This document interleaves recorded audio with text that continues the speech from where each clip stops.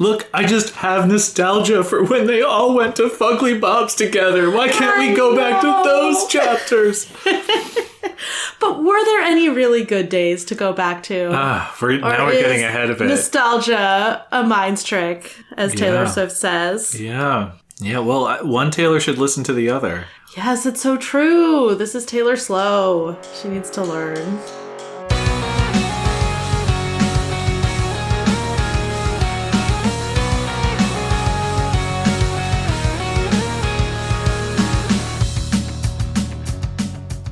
Welcome to Inchworm, the podcast in which we're inching through worm. I'm Jenny. And I'm Ted.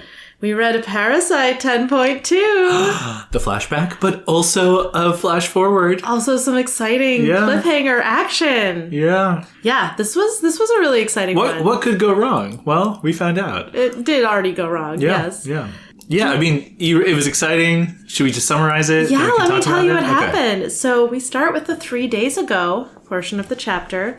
Lisa is bringing Taylor into what seems to be the new loft. It's a building that from the outside looks just like the other buildings in the sort of flooded area of the docks, but on the inside it's been reinforced with girders and beams, sheet metal along the exterior wall, plywood in front of the windows. Not what it appears to be. Maybe like the Undersiders themselves.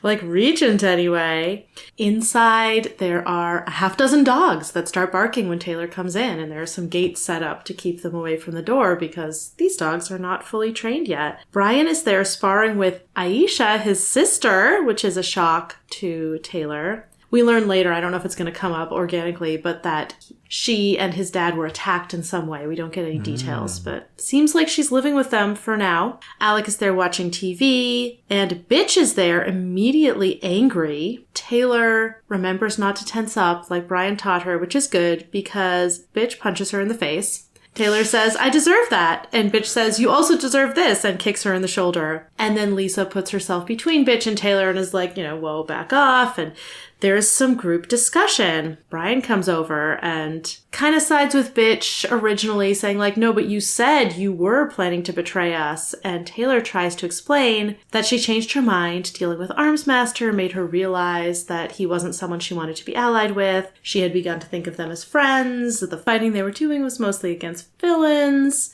And after the fundraiser, she realized that she didn't want to tell anyone in her life the things she'd been doing with them, and she didn't want to leave them. So she changed her mind, and Brian is pretty skeptical. Taylor says, like, I'm not good at convincing people, like, this isn't my skill set, like, talking to people and making even the truth sound believable is not something she's good at. And she asks to be back on the team. Brian reminds her that last time, right before the Endbringer attack, she kind of went off in a huff, and she was like, I'm more mad at myself than anyone else. And he says, well, why should I believe anything you say? And she brings up the conversation, the awkward conversation they had. You can't be so vague, Taylor. What do you mean by that? Alec calls her out. He's like, you have to convince all of us. You can't just be referring vaguely to things.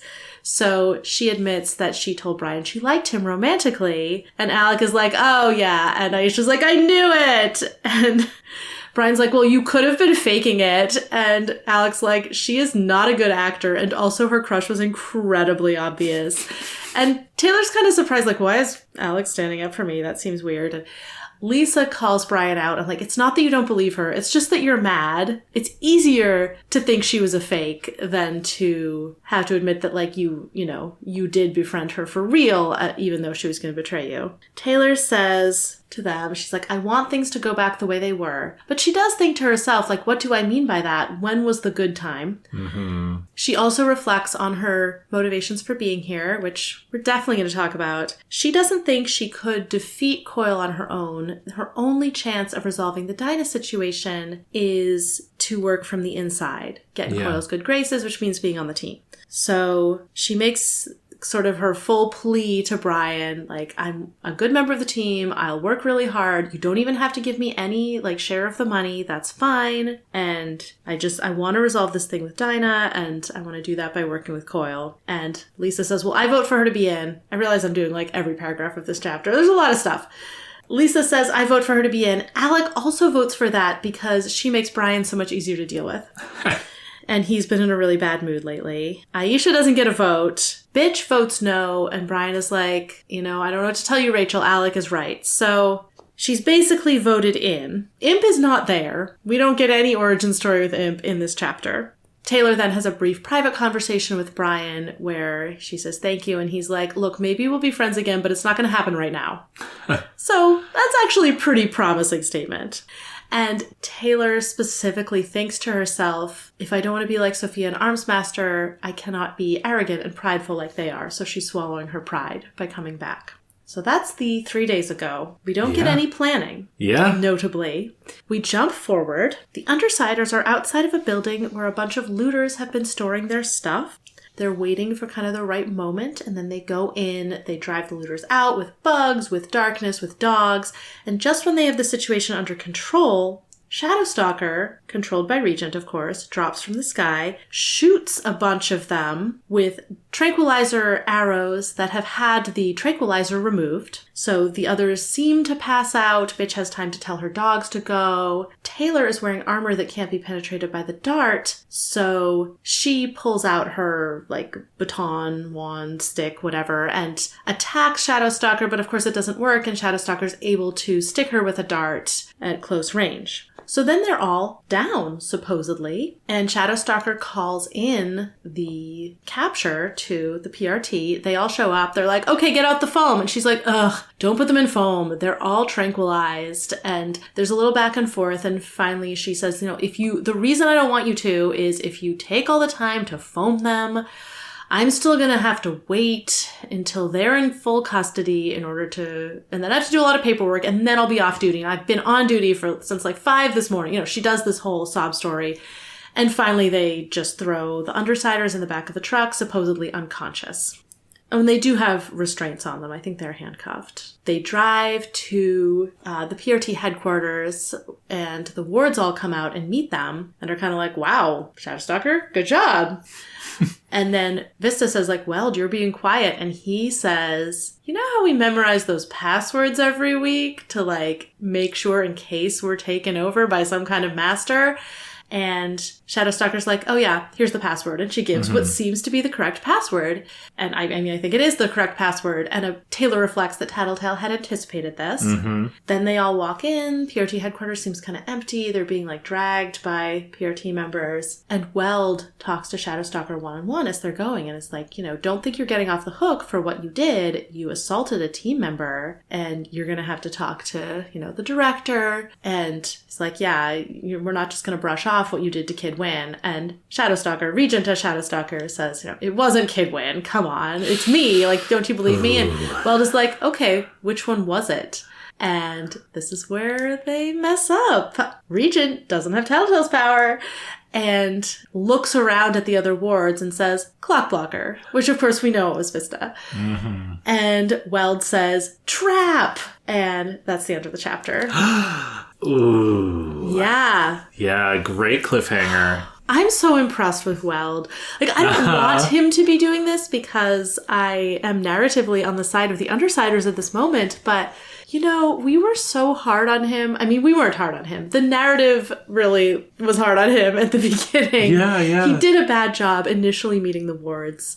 He did a much better job later on in the arc. I was much more impressed with him. And here he really shows himself to be savvy and careful and smart about things. Yeah, and right, so he probably had a vibe, right? He probably had a vibe either about how Shadow Stalker was acting or just the implausibility of the situation. She on her own took down an entire 6-person team. Right. And so I think we should talk about that idea as a way of getting in as well. But focusing on Weld, he does the password thing, but then he thinks to do this trick, right? Where it's like, oh, well, if they're overconfident, they'll play along, right? But I'm going to feed them some false information and see if they agree, right? Yeah. And it's so satisfying both that Weld does that, but also that Regent deflects the first time. And then it comes down to this 1 in 3 or I guess 1 in 4 chance that he guesses correctly. Right.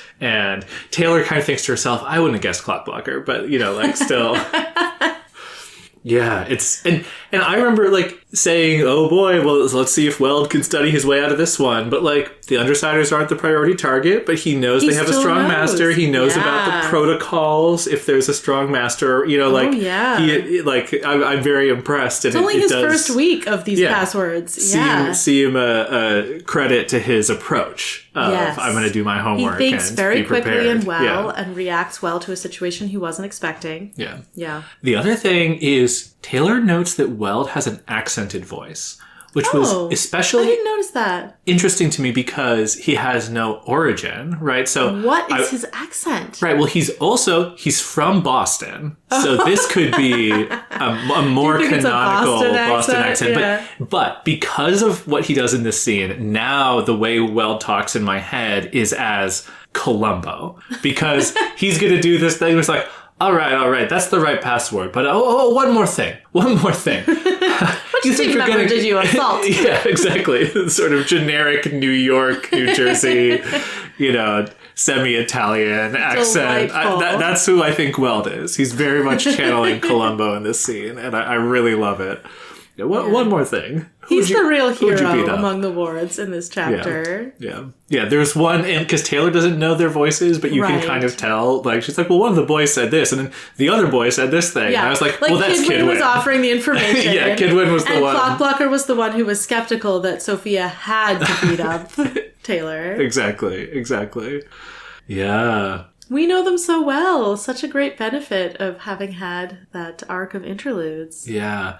The other thing about that final sequence that I really liked is Taylor's listening, and she hears Shadow Stalker get this dressing down of, like, I know the director kind of supports you being here, so, like, you're not going to lose your probation, but there will be consequences. And Taylor thinks, like, okay, well, like, I guess I'm not surprised that Sophia's, like, a bad teammate, but, like, emotionally, I'm, like, caught off guard that she's a big problem in the wards, right? Like, it's a little bit breaking this illusion that she has of, like, well, they must all be so bad because they tolerate Sophia in their ranks. And, like, this first up close view, they're like, actually, we think Sophia sucks too. So I'm going to be really curious if that beat comes back in, like, the rest of these chapters or if it's just here. I mean, it would be very funny if the arc of this story with regard to heroes is sort of like, we start out like, oh, the heroes are great. Like, oh, no, actually, they're bad, which is kind of a very classic, like, oh, the heroes aren't as good as we thought they were narrative. And then if the heroes end up rising in esteem and, like, end up being close allies, like, for whatever happens later, like, that would be so fun. Yeah. And, like, very realistic, because, like, it's true that there are bad heroes. And there are also heroes who seem to be pretty good, so... Yeah. Well, yeah, and it's so much about, like, the circumstances, right? Sort of the beauty and tragedy of the setup of the narrative is that Sophie is a probationary ward. Yeah. Right? It just takes so many options off the table for our protagonist. Right. Yeah, so I'm so curious what the Undersiders are doing. It had not occurred to me, everyone knows, because they heard my speculation in the last episode, that they were trying to get themselves into PRT headquarters. And, like, why? It's a great question. What are they planning to do? We know that it is a Coil-backed op. We don't know if it is for Coil or just, like, they asked him to help and he was free type of thing. But, like, Taylor mentions we had Coil and other safeguards, whatever that means. But I assume what we're getting is always the version of events that survives. Presumably. Yeah, that would except be for weird that if one not. Except for that one chapter that got deleted, which is so fun. This arc isn't deleted. I'll spoil that for you. Nice. It would be fun if we started getting multiple versions of chapters. Yeah. We'd have to be somehow in Coil's head, I guess. But yeah, I have no idea what is in the headquarters that they would all want to get in there for. Yeah. I thought it was going to be sort of a fetch quest, but, like, what's the point of having them all be captured? Right. It's like, certainly if it goes wrong and they need to get out of it, they'll be more effective as a team. But that just invites the question all in there. there. What are they doing? Right. Right. And like, yeah, I don't know. We get so little about it that I would struggle to be like, oh, well, maybe it's this or maybe it's that. Yeah, no. You should not speculate. Yeah. It does feel noticeable. Like you said, we skip the planning stage, right? Which was like a very intentional choice. And clearly this isn't going smoothly, but this does mean we'll get to find out what they were planning. Right, and they might have other planned elements. Oh, or, yeah, you know, like definitely. They probably... They weren't planning on this specific mistake, but they knew there could be mistakes like this. Yeah, exactly. So they must have some kind of sense of what they're going to do and if Taylor it goes does wrong. say we had backup plans. Right. But like, yeah, like you were saying like, okay, well, yeah, they could get, you know, how long can Shadow Stalker Regent be a mole or whatever? No. Like they're doing something that's like very high risk and it's going to be over very quickly. Like they're not expecting this to work out. And they've already blown their cover, right? Like they know about, you know, the big ace up their sleeve already, right? Like we don't know if there's more that they've planned, but like it feels like last chapter we were like, oh my god, like they have this crazy thing, you know, like, and then by the end of this chapter it's like now it's like an even fight, you know, as far as we know. They can, you know, have Shadow Stalker fight on their side. That's true. No, that's... I don't know if Regent and Shadow Stalker can operate separately, but... Yeah, well, we do see him here relaying stuff that Sophia can hear to them when they're whispering in the van. I don't know if he can fight... I don't know if he can use his power can he while he's multitask, controlling her. Right, like the way Taylor can, you know. Oh, yeah. Right. There's no indication that his power comes with that kind of secondary ability. And it's so funny. I mean, I kind of thought, like, based on the Bakura thing where he's, like, trying to control a bunch of people and then fails, that he is sort of weak as a cape. But, like, no, he's actually super strong. But maybe he has to target very... Yeah, right. And he said it could take up to 3 hours, you know. Right. Like, what circumstances... Right. Another thing I'm wondering about with this plan, did they recruit Imp specifically for this? It seems like she's maybe a member of the team, but she might be a temporary one that they needed for this. Maybe she's someone who's working with Coil. Maybe they need her. So Shadow Stalker describes her powers, but it says she lies. Yeah. She says she's like a mover 3 who can teleport through shadows or something, which is not the truth. But she could be some kind of mover, which might be like they might need her because they're planning to get out of PRT headquarters through whatever she can do. I do like that theory, right? And that is definitely an element that is being kept from us. So that is one advantage that the Undersiders definitely have that we don't understand. Presumably that's something that will come in clutch with whatever they're doing. That's a great point. And I do like the idea of her being temporary because, like, man, is she annoying.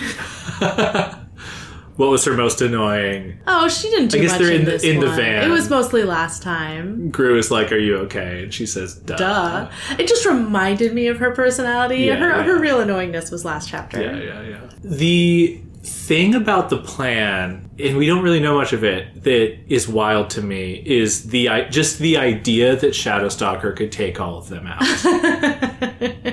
It feels so implausible. Just given their rep. And like, I think Shadow Stalker is a totally fine cape, but she's not like a legend. Right. Like she's not even like a glory girl, right? Like glory girl bringing in all the Undersiders, I could almost imagine, but like it's like Shadow Stalker doing it. I was like, what are we talking about here? Right? Like it's a real like bitch telling her dogs to go instead of attack, Gru not using his dark. I guess maybe he got picked off first, but like I guess Tattletale, you know, if she'd really taken them by surprise, Tattletale wouldn't have been able to communicate anything about her powers, but like I do appreciate the kayfabe of Skitter doesn't get shot and it has to get taken down separately in one-on-one combat. That is like actually very, very funny that the Undersiders are like, okay, so like we'll have Shadow Stalker take all of us down, but like I guess she couldn't take Skitter down, so like she has to have this dramatic last stand with Skitter to make it realistic. Okay, fine. You know, like it's like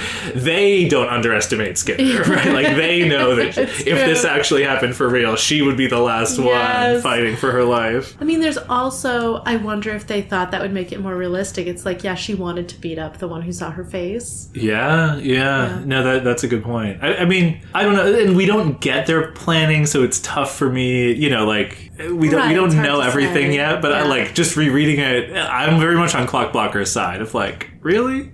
And like it's like it is smart of Weld, but you don't have to be that smart to notice like this doesn't add up, weird. Right? It's like a little bit, especially because like she stormed off super upset, and then she pulled off this extremely successful operation. Like, right. Like she seems brutal, but she doesn't seem like hyper competent, right? Like I don't think she's shown that, And I do wonder if also the fact that they're not that beaten up. Might be. I don't know if Weld has been around long enough to know that would be a suspicious factor, but like the fact that she took them all out with tranquilizer darts and only hit one of them. Yeah. That doesn't sound like her. Yeah. Yeah, and then like I was also thinking, how much am I going to hold it against? Like, are these PRT guys who didn't foam the Undersiders going to lose their jobs? Right? Like, because Regent is successfully able to bully them, which I liked. Like, where he's like, oh yeah, come on, I've been up so long, and like, whatever, I got this. Part of me thinks that they probably will get fired for this, but I also feel like maybe there's a little bit of like tolerating such a toxic person as Sophia in your workplace does like mean that she can get away with stuff like that. And like, if you're an average PRT foam guy, you're going to be like, oh my God, Shadow Stalker's reputation. Like, I don't want to get on her bad side. You know, like there's like, it's kind of like, well, they understand well, Pigo's kind of backed her up before. So like, maybe you understand, okay, so Shadow Stalker gets to skirt the rules because she's so tough, like. So, and I bet there's such a power dynamic, so to speak, of like, there are the capes, and then there are the sort of like nameless, faceless PRT workers. To what extent are they supposed to answer to the capes? Yeah. But it's a really tough position for them to be in, honestly, having to obey regulations to keep their jobs. But like, here are these heroes who are sort of above them in the hierarchy who are telling them not to. Right. That really sucks for them. Right. Yeah, definitely. So it definitely makes sense. I don't want to be too hard on them. I was also thinking, like, we get this detail where Taylor thinks about the merchants going down in her swarm of bugs, and she's like, yeah, you could never really tell in advance, is somebody going to be the kind of person who gives up? Because it's like, well, what am I going to do against a swarm of bugs? Or someone who fights to the bitter end? Even and it reminds me of the goon in Interlude 2, when Victoria, like, punches him and he tries to, like, keep running away, and she gets offended because she's like, what do you think you're going to do? What are you doing? Right. But it's kind of like, I was thinking about it in the context of, this is always an element in violence. It's just like, people are kind of unpredictable. There's not a strict rationality to fight versus flight versus all the other options. Right. And similarly, they got lucky that this guy with the foam was like, yeah, okay, fine. Right. But I feel like you could just have easily ended up with somebody who's a real stickler or feels put upon due to that same social dynamic and has chosen this moment to be like, okay, well, I'm just, like, whatever, I'm going to call and make a fuss because I don't get paid enough for this. Right. Yeah. So like, I don't know. They definitely got lucky getting as close as they did. Yes. Before the jig was up. Yeah. And they did get inside the building. I don't know if that's enough for them. I don't know what they're aiming for. I also noticed the building was noted to be surprisingly empty to Taylor. It's like, time of day, something else going on. Very I suspect it's just that there's so much going on in the city. There's so much going on. They're so needed around town, I think. Yeah, that makes sense. They're just stretched really thin. But there are a bunch of them right around the Undersiders, and all of the wards are there. So it's going to be a tough fight. Yeah. It's also great. Yeah, we're going to get a fight, right? We're going to get some good action. We know all of these wards now. Like, these are all of our Blorbos. All of our Blorbos are fighting now, right? We had all of our Undersiders, they're our Scooby Gang, Blorbo. And then we have our special prologue characters. Yeah. The only one who's not participating is Sophia, except, in her body. Yes. But Regent is controlling two characters. Yes. Oh, what a great setup. When you say it like that, it kind of sounds like a tabletop role-playing game situation. Yes. Yeah, definitely. It's like, all right, roll for initiative. Thrown down. I'm glad that they're not letting it slide that Sophia assaulted a team member. I know. It's good, right? The consequences coming from Weld are good. Also, the fact that he implicates Pigo is looking bad for Pigo again, because I was wondering about that in the Sophia interlude, where she's kind of like, I respect the director.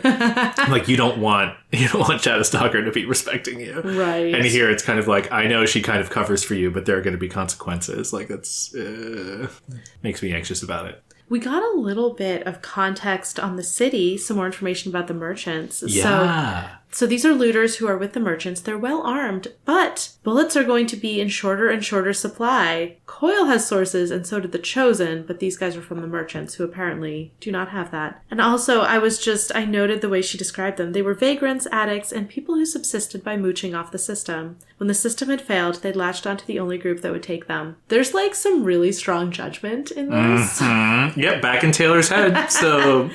The idea that, like, okay, these people mooched off the system. Like, what about, like, no, these were the people who the system was designed to help. That's why we have a system, so that we can help people who would otherwise fall through the cracks, and now the system's failing, so they'd be falling through the cracks. Yeah. And speaking of Pigo, Taylor is way more judgmental and disparaging to these new merchant recruits than Pigo was, who was like, yeah, like, they've just been in this state of desperation, and then things got worse, so, like, naturally, they're all going to join up. It feels very age-based to me. Mm-hmm. Like, I think just at Taylor's age, it's easy to not have thought through those things. She goes on to say, more had joined because it was safer and easier to be among the thugs, looters, scavengers, and thieves than it was to be among the victims. Safety in numbers. Oh gosh, that's Sophia's mindset, isn't it? But it's also ironic because Taylor in this chapter is rejoining her own villain gang because she can't be alone. She doesn't want to be among the victims. So I wonder if maybe it's a sore subject. Yeah. Right? Like how much is she What a good transition, projecting? Ted. Oh yeah, let's do it. Let's get into it. I am so skeptical of her plan. Like, I don't know what the Sophia plan is, but just the wisdom intention. Of her plan. Yes. Yeah. Well, so lay it out. How she what do you think is going on? She seems to feel that the highest priority for her is fixing the Dinah situation. Yeah. And it seems like she was convinced by Tattletale, came around to the opinion that the only way to do that is by working with Coil. Yeah. That seems just, like, deeply stupid to me, unless it's very short term. Yeah. Why? Spell it out. Yeah. I agree, but why?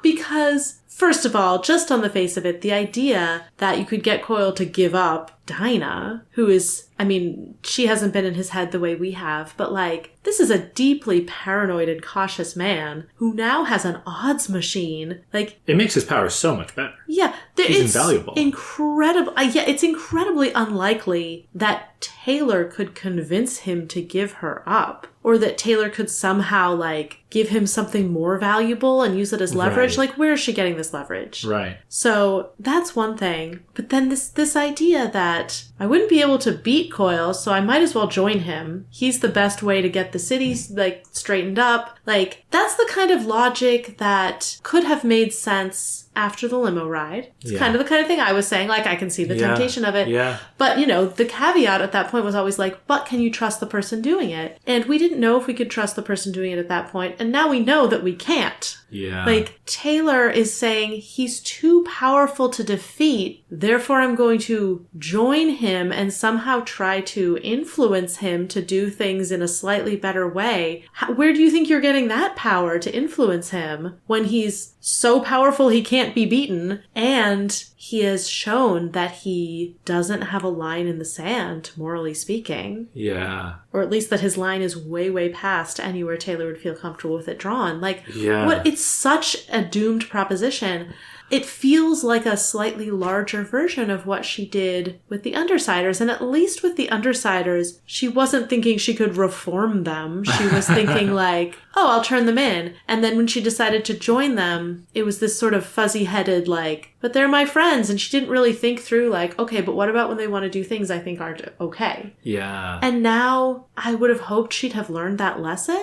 Yeah. And that she'd be thinking, okay, but what about when Coil wants me to do things that I don't think are okay? What about when he's doing things that I don't think are okay and I can't stop him? Yeah. Is she really so pessimistic, like so defeatist about any possibility of him not rising to power, that at least it's better to be with him than not? Like, I think she has more principles than that. Yeah. Or I thought she did. What you just said makes me feel like it's almost a trying to be one of the adults in the room kind of argument. Or, you know, like, Coil's gonna win and he's gonna control everything. So, like, if I can be on his team and, you know, be an advisor to him, right, the way that he's said, right? And again, to your point, why has anything made her more trusting of Coil? Right, yeah. But this idea of like, well, I can have some influence, it's a little bit at odds with what she's saying at the end of that section where she's like, I have to swallow my arrogance and pride, you know, because it is prideful in a way to be like, I'll be able to influence, you know, like I'll be valuable enough that I can, you know, do anything sort of following this path, like you were saying. It's such a wild mix of pessimism and optimism because it's this extreme pessimism about, well, the heroes won't be able to bring him down, which we don't know if that's true. She's correct that it will be extremely difficult, but like, we don't know that's true. And optimism that if she's on the inside, she'll be able to make things better. Right.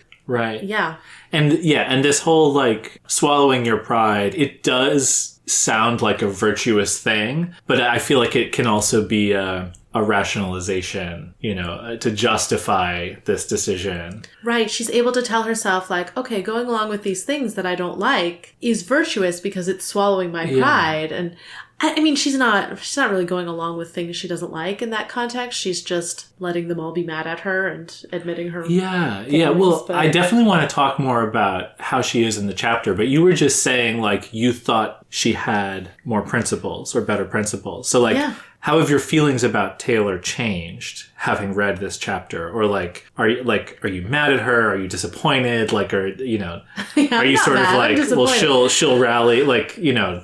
I kind of think she'll rally. I don't know. I mean, I guess maybe I shouldn't be that surprised given the choice she made in Arc 6 to join the Undersiders the first time. I mean, the first real time. But I still want her to be better than that. And I've gotten the sense from the text that she wants to be better than that. And so it does feel confusing to me when she makes these choices that are in some ways very human, but like don't line up with that other part of her I've seen. I'm hoping there's more to it. Like I'm hoping, I don't know, we still haven't been told everything. I'm hoping there's a fuller picture that will reconcile that part of her. I mean, it's also possible like she's 15 and she has strong morals, but she doesn't always make the choices that would be the best for adhering to them. Like, but I don't want that to be true. Like it's not as much fun for her as a character. So I don't know. I really want her to have a way for this compromise to not be as much of a compromise as it feels right now. A compromise. And I mean,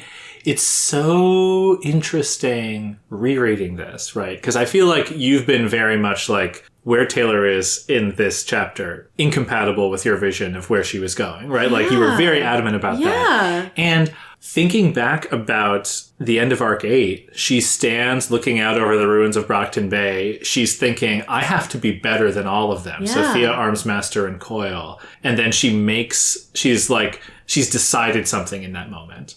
And drawing a line from that to here. Yeah, did she decide, I'll join the Undersiders and be on the inside with Coil? Like, how is that? Because she does not seem confident here. Yeah. She's very much, and we should talk more about like actually what happens when she goes back to them, right? But the action is she goes back and she basically begs to be let back into the group. She says, she apologizes. She sincerely describes what she was going through, but she basically says what Vista says to Weld. I'm going to work as hard. I'm going to work as hard as you need me to. I'll do anything. Like, I just want to work. I want to be on the team again, right? Yeah. And they, for their own reasons, kind of get her back in. But, it's none of that, like, okay, guys, like, here's the plan, right? It's none of that, like, It'd be look. hard for her to approach them like that, but yeah. Right. So, and I'm not saying this is the end of that line, but it does feel just her attitude, not just in the way she presents herself to the Undersiders, but in some of the stuff that she's thinking and feeling in this chapter. It feels much more like Lost Arc 1, early Arc 8 Taylor than it does our confident end of Arc 8, I've just made a decision Taylor. Here's what I think. I think this time she's also keeping a secret, but Tattletale is in on it with her. Interesting. I don't know exactly what that secret is. Interesting. But I think that she knows better than to keep secrets from Lisa at this point. And Lisa was there when she made that decision. I think this is all moving towards her decision, but I think that this whole thing, like, Lisa convinced me that this would be best done. And, like, I don't think that is the heart of the conversation that they had. Interesting. I think that that's probably factually true. I don't think the narrative tells us things that are false in that way. Yeah. But I think it's like with the fake out with her mom. It's like hiding the ball a little bit. Yeah. That's what I think. Because you're right. This doesn't follow and it doesn't match what I expected from her. I like that interpretation. I do want to offer, since you brought that up, we had talked about, like, where is Lisa coming from? Why does she care so much about getting Taylor back on the team? Mm-hmm. And so I do think you can read it as Taylor had this really confident moment when she was maybe a little bit like, I'm going to fight, I'm going to burn it all down. And she opened herself up to Lisa, and Lisa slowly kind of pulled her back down to be like, yeah, but I hate that. Well, so. But is it right? So I just want to point out that, like, it could be a little bit of, like, whether you want to see it very cynically or not, Lisa being like, well, come on, Taylor. And she has kind of won her over to, more of what she was pitching Taylor rather than whatever the realization she came to is. The reason that I hate that is that it robs us of the reality of that moment at the end of Arc 8 where Taylor has made a decision and we don't know what it is. Yeah. If Lisa talks her out of that decision... And we don't even get to see it. And the next, half hour, it just makes that like a cheap moment of melodrama rather than a real turning point in the narrative where Taylor decided something that's going to matter. Yeah. And I think the narrative is better than that. I don't think it went for a moment that it just took away the next moment. Yeah. No, I really like all of that. I mean, there have been things where I have said, like, ooh, I don't know if there's a way to sell that the narrative has sold. So it is possible there's some version of that that's true that will convince me. I do. But... I mean, I think you were right, though, that we are not getting the full story. Certainly, like, we talked about, even in that big moment at the end of Arc 8, we were already feeling distant from Taylor. We still feel very distant. We're getting some of the pieces put back into place, but it's definitely not a full picture of what's going on in her head. We don't have the full picture like we did, one chapter before the end of Arc 8. Yeah. And, there's some stuff, I since we've talked about it, I kind of want to go through my notes about the stuff that she's thinking about it, right? So, like, she does talk about how Dinah affected her more than anything else. Yeah. I terrorized hostages, maimed a supervillain, hurt superheroes, but it was Dinah that left me lying awake at night, feeling helpless, feeling like I was the scum of the earth. And, like, that's still going on. So, so what is it about Dinah? Is that she was complicit, right? I think Dinah feels like someone she can identify with. Yeah. She also has this history of just a horror of drugs. Yeah. And I think Dinah sort of feels almost like a Dark Mirror version of where she ended up with, like, the bullying, her life closing around her. Yeah. And, she had this escape and Dinah doesn't. And now she's doing some, like, much worse version of that to this other kid. Yeah, definitely. And she goes on to say, right, like, I couldn't help her from the outside. I wasn't strong enough to fight Coil on my own. I couldn't go to the heroes, right? That's definitely implying you're kind of like, she's got a bigger picture plan, right? Like, fight the on my own is the key part there, right? Like, she needs the allies, which is what she's doing here. But then she says, I would only solve this by getting in Coil's good graces, talking to him as someone he could respect and listen to. I couldn't do that without convincing these guys to let me back on the team, which feels a lot more I don't know if Diluted. it's bulletproof, but it is a strong statement. Like, yeah, I feel like I want to do like close textual analysis to be like, is there any interpretation of this where she's not really planning to side with Coil long term? Which, like, I kind of think there is, but Yeah, well, I'm just saying it's interesting. Like, the text definitely cuts both ways, I think. And she also has this beat where she does talk a little bit about, like, well, why come back? She's been to the shelters. She's been on the streets. She's seen the merchants and the chosen. And she wants to resolve the thing with Dinah. The fastest way to get to that point where everything's okay again is this. And so there's a little bit that... she has a plan. Well, no, but there's also that bit of the false nostalgia thing, right? Where she's like, just take me back. I just want things to go back. She also admits that, like, okay, but there wasn't really a moment where everything was okay. No, I know, but what I'm wondering is like, how much do you sell yourself short by saying, okay, well, I just have to work with Coil until everything's okay again? Right? It's like how many things can you pile up on that? Like, I just have to do this until everything's okay again, without acknowledging, right, what is transparently true. They're in a new loft. There are new people on the team. Like, they're new dogs, right? And like you can't go back. And she's, like you said, self-aware. Well, which arc do I want to go back to, right? The one where I was going to betray them, or the one where I confessed to Brian and he shot me down, or, you know, like, which chapter should I go back to, and where's the nostalgia? I have just been reading this part where she talks about how she needs to be on the inside. I am convinced this is some pretty sophisticated doublespeak. Oh, like, okay, yeah. I think it is. I couldn't help her from the outside. I wasn't strong enough to fight Coil on my own. You already read this part. I couldn't go to the heroes and rely on them to handle it. I couldn't beat him in any kind of confrontation. Lisa had convinced me I would only solve this by getting in Coil's good graces, talking to him as someone he could respect and listen to. So the obvious interpretation of that is like, okay, he's too tough. I'll just have to ally with him and I'll convince him to give up Dinah. The subtler potential interpretation is the only way to rescue Dinah, to end Coil's reign of terror over Dinah, potentially end Coil's reign of terror more broadly, unclear, is a plan that first involves getting into his good graces. Yeah.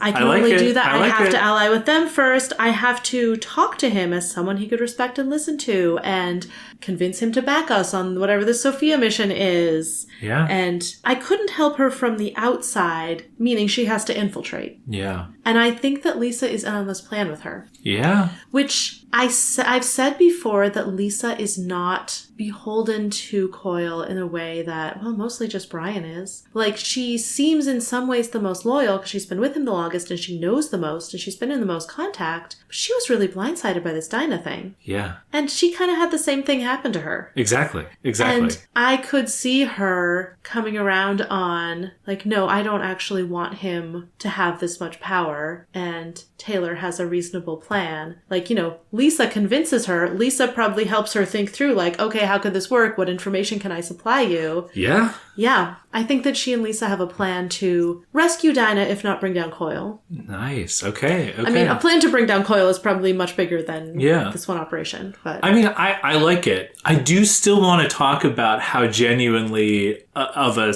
sad sack person Taylor is in this chapter, though. Which I don't know if that. I don't know if that actually cuts against your theory, right? Because she does feel she can bad. Have multiple sides to her. Yeah. I hope I'm right in this analysis, or I'll just feel really dumb. Well, it is. I really enjoy hearing you articulate all of that, because I think that managing your expectations and those, like, potential payoffs that the story builds to, like the big hospital scene, is one of the things that Worm is so good at. Mm-hmm. And, like, the obvious conclusion to me is, like, again, we're 20% of the way through, right? Like, I guess Wildbow could have gone to, like, a place where it's like, okay, well, now this next thing is going to be, let's have, like, a frontal assault on Coil. And, like, whether or not that's in the cards, like, there's a lot more story to tell right now. And so, like, we have this, like, well, what's going to happen? How is this going to get resolved? And that's not what this arc is about. Who knows when it's going to come back around, right? Like, it's fun to have that tension there, and I don't want to promise that it's going to be the thing that you want, but I feel like Wildbow is aware that we want it, yes, right? So like I think Wildbow knows that we are like rooting for Taylor to not side with Coil. Whether she's lost and deluded right now or whether she's secretly planning something, I feel like that's a fun tension in the narrative. My prediction at this point, she and Lisa have a plan, and it's to rescue Dinah without Coil knowing they did it. Whoa. Yeah. Whoa. Yeah? Whoa. Yeah, I was like, okay, well, so Regent could take her over, and then Regent would be there instead of her. No, that's that's not a real plan at all. That doesn't make any sense. That doesn't actually rescue her. No, that's even worse. Like her body is still there. Don't do that to Dinah. No one wants that. Yeah, I do, and maybe this can get us into sort of the Undersiders again, but Taylor's big emotional moments here, right, when she is struggling to articulate to the Undersiders why she wants to come back, right? She thinks, like, they're not going to be satisfied. A knot of ugly emotions gathered in my stomach, building as I felt the condemnation of these people I'd been so close to not so long ago. And then when she has to tell Regent and everyone about her crush, I looked at him, then looked down at the ground, feeling heat spread across my face. The flush in my cheeks made the sides of my face throb. I hated feeling humiliated, felt way too many ugly emotions rising in a long-conditioned response, a spark of anger at the forefront of them. Then she's like, I told Brian I liked him.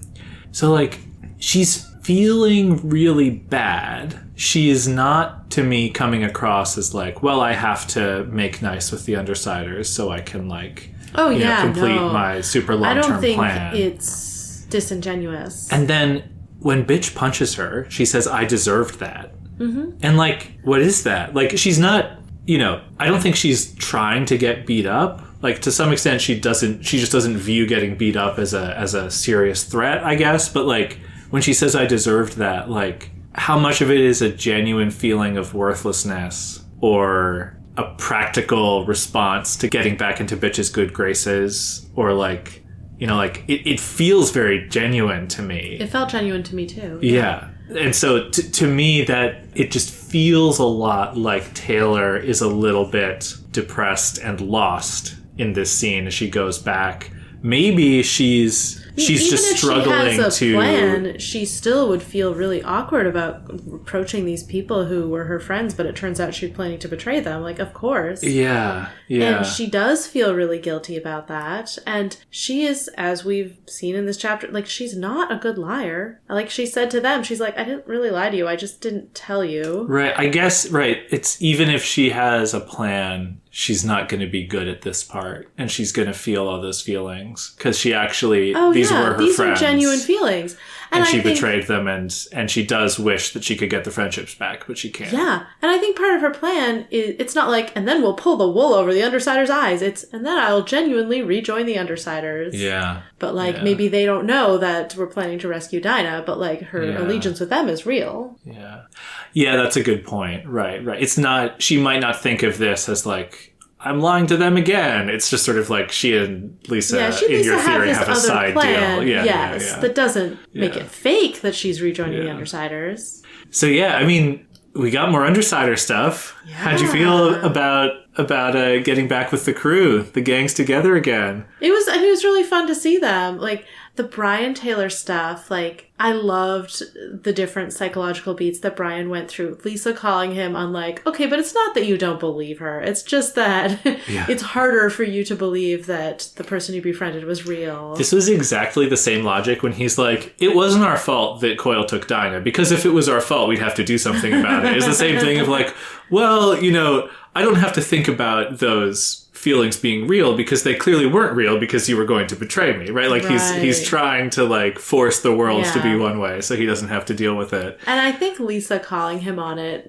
really kind of takes the wind out of those sails for him. And Alec was so funny in this. Like, he is so selfish and practical about it. Like, where he's like, Brian, you've been really annoying. And Taylor, I mean, maybe you don't like her now, but like clearly clearly you guys get along super well, and she's the one who can like yeah. moderate you. Yeah. And I think there's probably also like an element of Alec kind of expects betrayal from people, so he's not super surprised by it. And also, he probably kind of likes having Taylor around. Like, she's a good teammate. Yeah, right. His reaction is, you've got to be kidding. But that's more about, like, it's stupid for you to do, like, you know what bitch is going to do to you, right? Like, oh, this is going to lead to drama. I mean, I also liked that Alec is standing up for Taylor here, which is, like, surprising because it also connects to, like, him taking a bigger role in the Sophia plan. Now that he's, like, the second most pro-Taylor Undersider, which does shift our allegiances a little bit. That's so true. Right? Like, we think well of him. Now, why does the new Brian suck? You were right. He's now calling himself the leader. He's taken Taylor's advice, which was a great observation last chapter, right? It's interesting. He implemented the advice even though Taylor was gone, right? I mean, I think that he's someone who likes control, as we've said, and things got really out of control with the Endbringer attack, with his family being attacked, apparently. Yeah. With finding out that Taylor was a traitor, I think his impulse is to, like, consolidate control. Yeah. It's like, okay, this gang has gotten out of hand. Like, I'm in charge now. Yeah. And I think that is maybe not the best reason to take charge. Like, so it's possible that he's been doing it in a way that's, like, a little bit heavy-handed. Yeah. He also is probably feeling the loss of, like, the one really reasonable teammate he could count on. Know. And now he's like, I'm the only reasonable one. I have to control all of you. Well, yeah, right. I was wondering, so, like, new Brian is crabby, right? Is it because he misses Taylor? I was wondering a little bit, is it a little bit of fallout from what Taylor said to him about honor? Ooh. Right, sort of like him questioning his own self-image, right?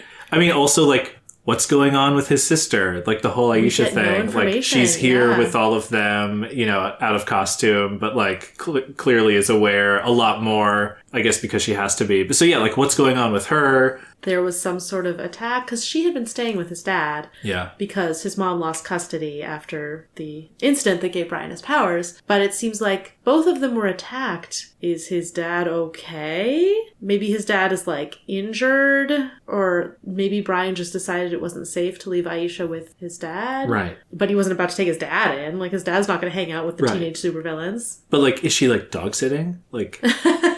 What do you mean? I mean, like, was she just visiting for the day? Like, did she go back to... Oh, no, I assume she lives there. Right. Yeah. No, but I just mean, like, they're all going off on this infiltration plan, right? Yeah. Oh, yeah, where is she? I think she's at home with the other dogs, right? I don't know, it's the middle of the night. She's probably asleep, isn't it? She's sleeping, partying. That's right, there were 6 dogs, and so there are 2 that are home, potentially guarding her against intruders. Yeah. And it's also like, the sort of, why didn't she just leave? Yeah, like, I don't know. Because when we saw her, if she's living there, then she's a little bit more on board with the plan than she was in the apartment scene, right? Where she was, like, trying to blow it off, trying to mess things up with that social worker, right? Yeah. So, like, it does feel like something shifted. Yeah, I mean, I think probably the state of the city changed a lot of things for a lot of people. Yeah, definitely. Just made things seem more serious. And she's not going to play her little, like, oh, do you care about me enough to fight for me games? Like, at this point. When, yeah. Very funny, though, when both Lisa and Brian shut her down in that conversation. It's like, no, you don't get a vote.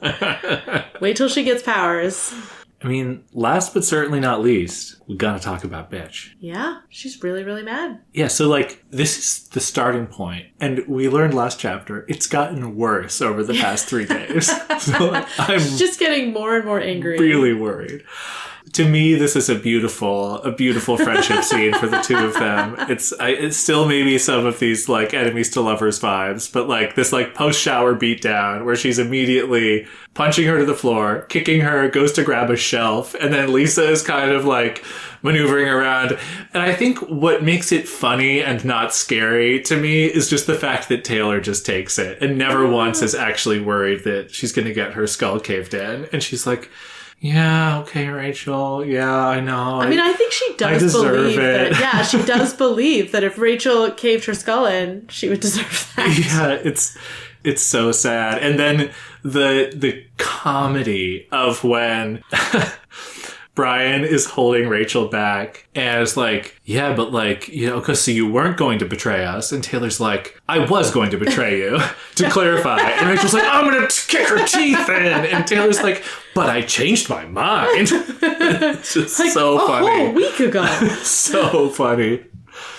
Yeah. Guess it was 2 weeks. Yeah. Something like that. I don't know if there's anything else to say about it, but some good comedy. I feel like we have established, again, an important season 2 thing of we got the group back together after they got split up in the season finale, and the dynamics are different. Yeah. Taylor's lowest on the totem pole now, right? Like, I mean, it's fascinating because Lisa and Taylor are probably closer than they were. Yeah. Now Lisa's not keeping Taylor's secret for her. Yeah. Taylor and Alec are potentially on better terms, though Taylor also knows the extent of his creepiness, which is interesting. Yeah. Taylor and Brian, I think, will be sort of a gentle, natural evolution towards being friends again because they're very well suited to be friends with each other. Yeah. Brian is so reasonable. It's like, we're not friends now, but maybe one day. Yeah. It's not going to happen in this conversation. Yeah. Taylor's like, okay, cool.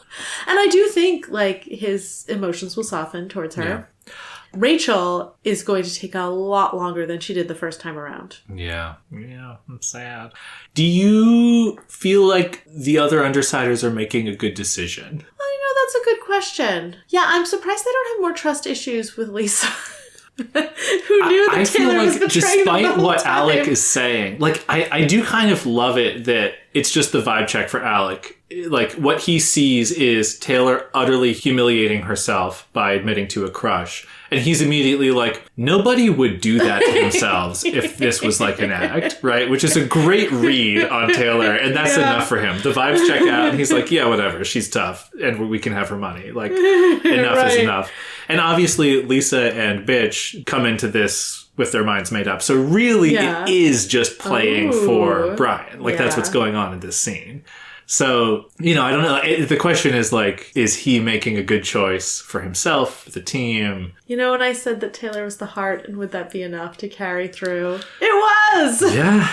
I mean, she's not friends with all of them yet, but I think she will be. Yeah. And they've decided to trust her, so. Yeah. I do, you know, I know some bugs on the rocks, but it's also valid that despite his concerns, Brian, like, just wants to have Taylor around again. And that this is, like, the fundamental, you know, thing that changes his mind. And part of his skepticism is that he doesn't want to admit that he likes having the person around who betrayed them. Yeah. The power of friendship is really, what a theme in this book so far. I know. The power of friendship even when you were planning to betray them from the start. I know.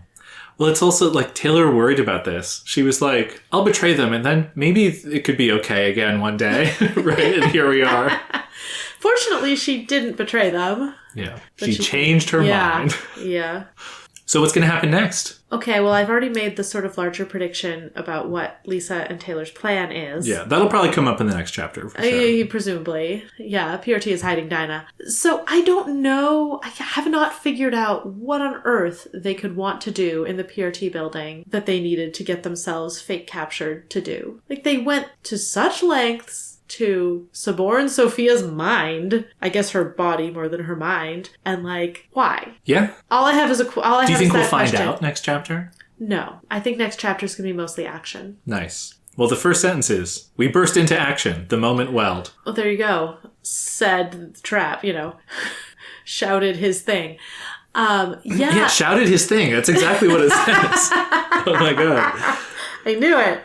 Yeah, how is this fight gonna go? They're in a building that's not theirs, but presumably they've done research on the layout, the weapons, the security measures. They have things up their sleeve. We don't know Imp's power yet. They're probably trying to get in more than they're trying to get out. Yeah, it's really unclear. Maybe we'll find out. Next time. On Inchworm.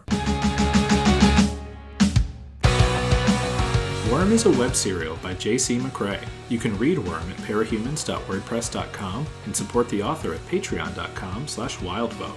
Follow us on Tumblr and Blue Sky at Inchworm Podcast, or find our Discord link and any other updates on inchwormpodcast.com.